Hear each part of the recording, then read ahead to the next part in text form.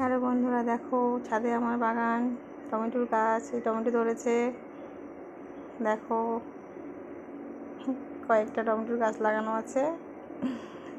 ছোট্ট বাগান আমার। এই যে লঙ্কার গাছ লাগানো হয়েছে, লঙ্কা গাছগুলো একদম ছোটো, এগুলো কেবল লাগানো হলো 2 দিন আগে।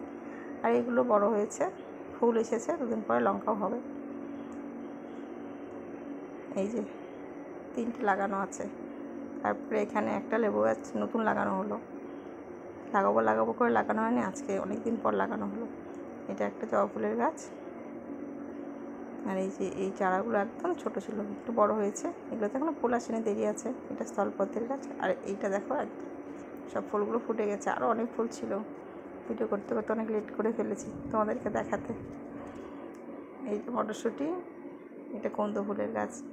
অনেক ফুল ছিল, এখন শেষ হয়ে গেছে, সিজনের শেষ। তোমাদের কেমন লেগেছে আমাকে জানিও।